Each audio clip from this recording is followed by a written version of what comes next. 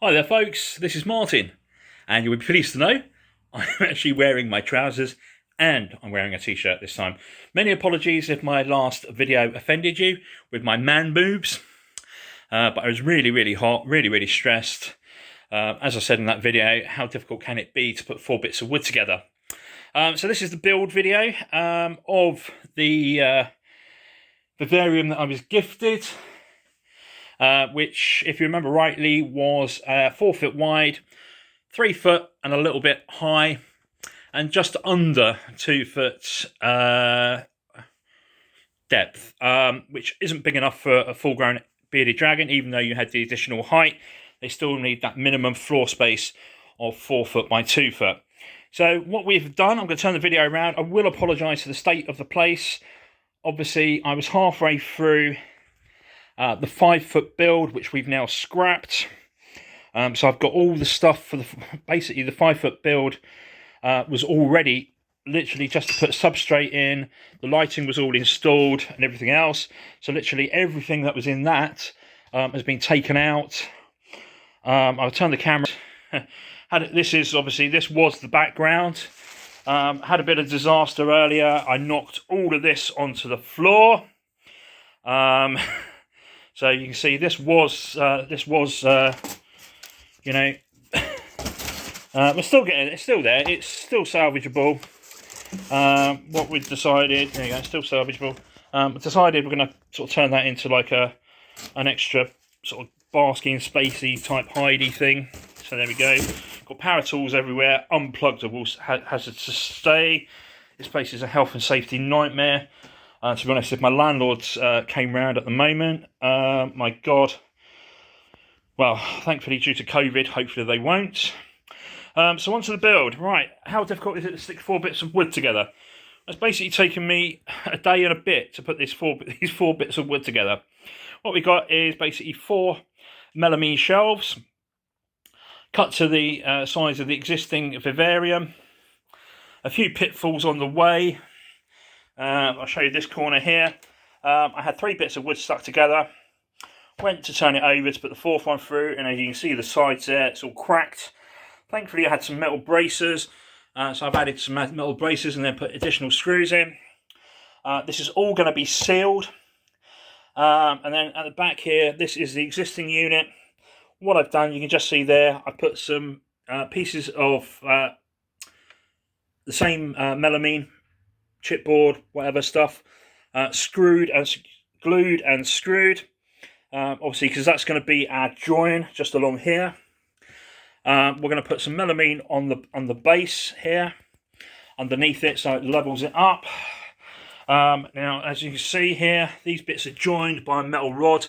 What I've done is I've glued that one. I've glued the one the other side, and the idea is this: the original is basically just going to attach onto the new bit. That's the theory. We've drilled some holes and got some dowel in there. These screws, if I've dropped them once, I've dropped them a dozen times. And to be honest, I've got to a stage where I really can't be asked to pick them up. I'm going to have to in a minute, I know that. So that's how that is at the moment. Now, sometimes things do go right. This is the background, part of the background here. And you can see what they've done previously. It's had silicone put all over the back of it, which I can imagine was the vivarium background was probably attached to it. That's silicone, and to be honest, it just peels off, to be honest. So we're cleaning that up, because I don't really want that on the back of it. And, you know, as much as it looks like I've bodged the rest of it together, I have to say I test fitted this a few minutes ago and it fit absolutely perfect. So yay, I'm not as crap at woodwork and stuff as I thought I was. Not really, as you know, still not brilliant by all means. I won't be attempting to make any tables anytime soon. But as you can see, this just peels off. And then really once I've done this, it's just a case of putting it in. And then, like I say, bolting the two, well, screwing the 2 bits together, really. I'm waiting for a delivery of aquarium HA6 silicone sealant. The Viv's going to be sealed inside to make sure there's no cracks. I mean, there's a couple of little spaces there where it doesn't quite fit flush. You know, obviously it's going to be a bioactive vivarium again. So excuse me scraping away here. So it's going to be a bioactive vivarium again. So we want it sealed. It just keeps the moisture content fine. And like I say, we've gone with in the bioactive. We're going to have obviously Morio worms in there, darkling beetles in there. We're going to have some dubia roaches in there as well as our cleanup crew. Waiting for some giant orange, or what they call giant oranges, which is like a type of wood lice, which are really good and really easy to cultivate, and they have lots of insect sex, and apparently, you know, they are really easy and they're a really efficient cleanup crew. To be honest, they will deal with everything. They will deal with fungus, they will deal with mold, you know, so it's just going to keep it all nice and clean, as well as becoming obviously a food source. Now, I know it's going to take a couple of months for that to get established, so things like that, we're going to basically we're going to stick in a tub full of sphagnum moss, some oaky leaves, the expensive oak leaves from the previous video, and basically let them get on with it. Lots of insect sex for 3 or 4 weeks, which is probably when this is all going to be ready to go. I want to paint this melamine, which is not the easiest thing to do because obviously you've got no surface, it's smooth.